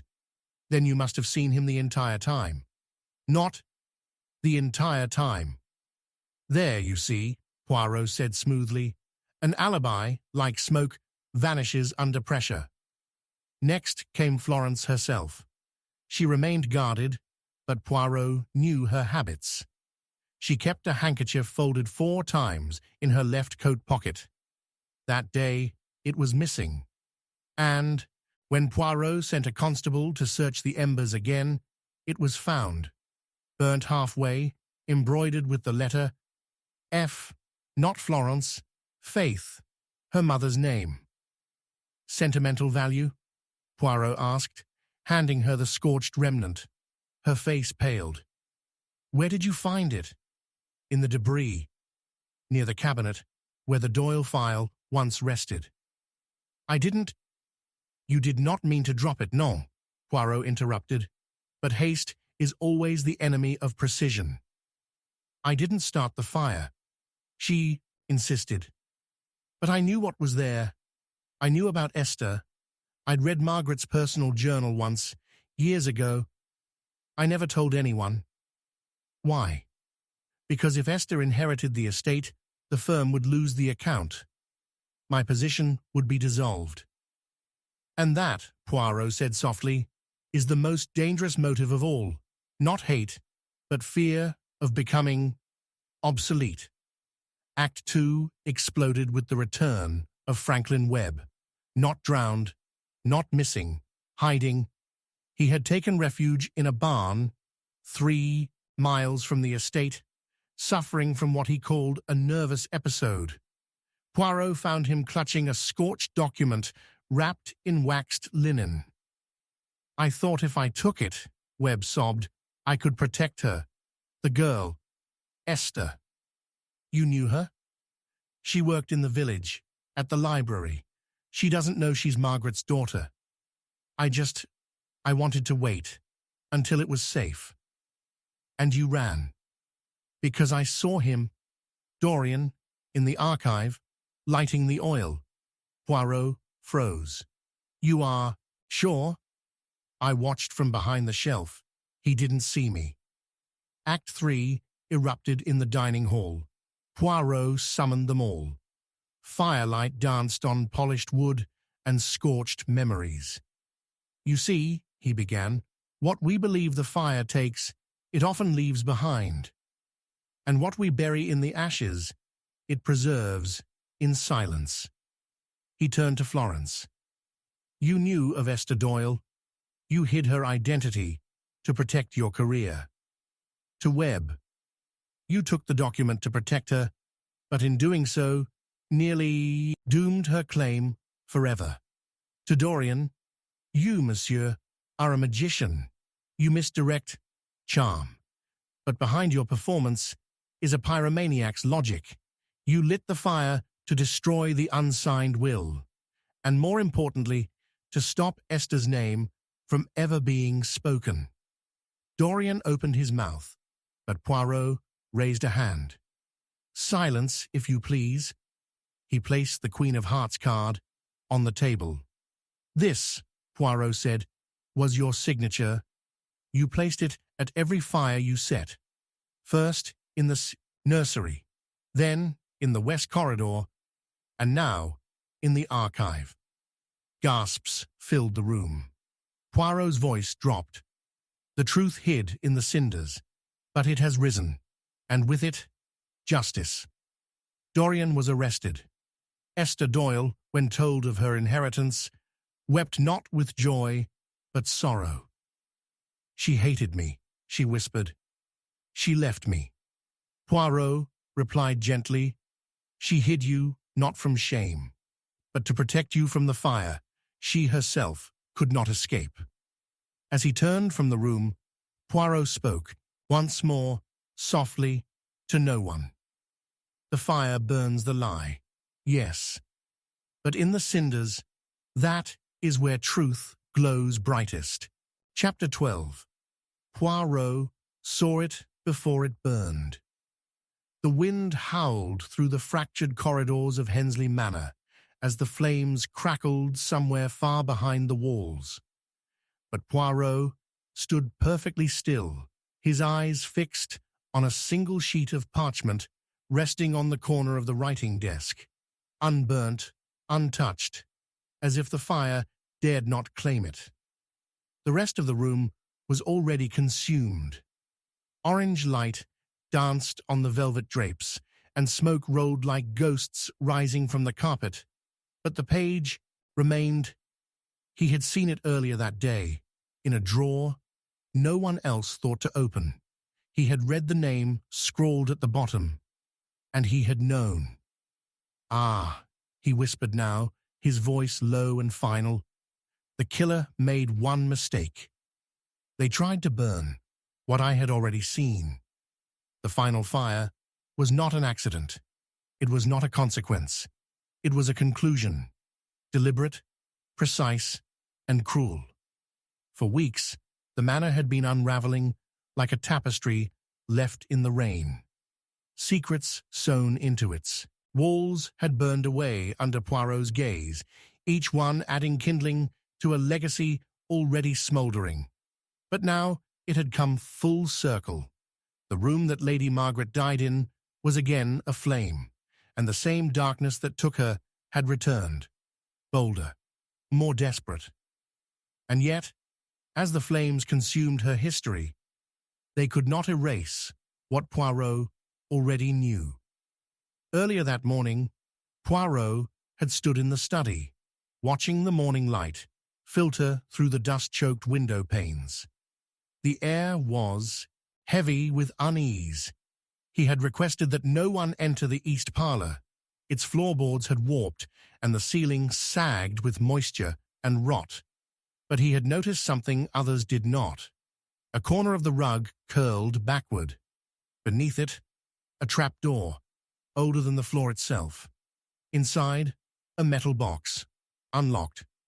Its contents were simple: letters, a locket, and a single signed confession. He had read it once, then again. He had not told a soul. And now the room was on fire. 3 remained within the walls of Hensley Manor who had motive, proximity, and knowledge of the truth. First, Cassandra Vale, the long-lost daughter of Lady Margaret, now poised to inherit everything.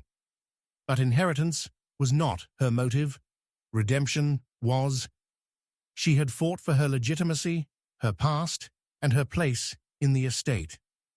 Yet Poirot noted the rage simmering beneath her silence. She had been lied to her entire life, raised in shadow, and when the truth emerged, it had come not from her mother, but from the ashes. Second, Florence Clay, the solicitor, intelligent, calculating. She had preserved Lady Margaret's secrets longer than anyone. But when Poirot had asked her the previous evening, "Why not burn the will yourself?" she had replied too quickly, "Because it was never in my hands." It was the wrong answer. A solicitor would have known who last held the original, and Poirot had noticed the faint ink stain on her cuff. Legal ink, fast-drying, permanent. Third, Jonah Lees, the groundskeeper, who had for weeks claimed he wanted nothing but peace, but his presence had always been curiously timed. He had discovered the first fire. He had been the first to raise alarm during the second. And now he was absent at the time of the final blaze. When Poirot found him moments later in the servants' wing, his boots were wet, not from dew, but from the pond on the north side. A pond that had a direct line to the old chimney flue. Act 1 ignited with Poirot summoning all 3 to the grand dining hall, now darkened, not by night, but by smoke that still clung to the air. He placed a single candle on the long table, lit it, and said nothing. They waited. And then he began. 3 fires, he said, each more deliberate than the last. Each designed not to harm a person, but to erase a truth. But there is something even more dangerous than fire. Memory. And mine is very, very good. He turned to Cassandra. You believed the will was forged against you. It was, she replied coldly. Non, mademoiselle. It was real. It was kind. Your mother named you her heir. But she hid it, yes, to protect you. And someone else found it before you ever did. He faced Florence. You knew, did you not? You saw the signature. You tried to verify it. But what you found was worse. The confession. What confession? She asked, too still. The one that revealed the truth about Edward Holloway. That he was not only Margaret's godson, but her son, born from scandal, raised in silence, and groomed to inherit. She changed her mind, yes, but too late. The candle flickered. Edward forged the addendum, Poirot continued, but he did not kill her. He only feared losing what he was promised. He turned to Jonah. And you, monsieur, you did not care about inheritance. You cared about justice. You believed Margaret wronged your family. Your father worked here for 20 years, dismissed in disgrace over a theft he did not commit. You said nothing, but you watched, waited. Jonah's jaw tightened. You lit the first fire, Poirot said softly. In the drawing room, you watched it burn, but you did not expect her to die. Jonah said nothing. But it was not you who lit the final one. That was someone else. Poirot walked to the fireplace, still warm. Because I saw the confession before it burned. He turned, holding a copy, his own, made hours earlier, and in it, Lady Margaret named her true killer. Silence. Poirot read aloud. If anything happens to me, Florence is the one to watch. She says she protects my legacy, but she guards it like a gravekeeper, not to preserve it, but to bury it. She has locked away my mistakes. I fear now she means to lock away the rest. The candle trembled. Florence stood. She was ill. She was hallucinating. Poirot nodded. Oui, but the ink on this confession matches the ink on your forged will. Same flow, same pressure, same blotting mark. You wrote both. One to give her peace. One to give yourself power. Her lips parted. You can't prove. Poirot stepped forward. But I can, because you made one error. You kept the seal from the box. You used it to make the forgery look complete. But I found it in your coat pocket. Still warm. Still scented faintly of smoke. She collapsed into her chair. I wanted to protect her, Florence whispered. She was my mother too. She never admitted it. But I knew. She raised me like a project. I didn't matter. Not until she started changing the will. Not until she named her daughter Cassandra. Poirot's gaze softened, but his voice did not. And so you burned the truth. Florence looked up at Cassandra. It was always meant to be you, but I had the keys. I had the fire. The constables arrived. Florence was taken quietly. The room emptied. Poirot stood alone beside the embers. And then softly, he spoke. Some crimes, he said, are not committed with a weapon, but with a match. And behind him, the fire smoldered one final time, and then, forever, died.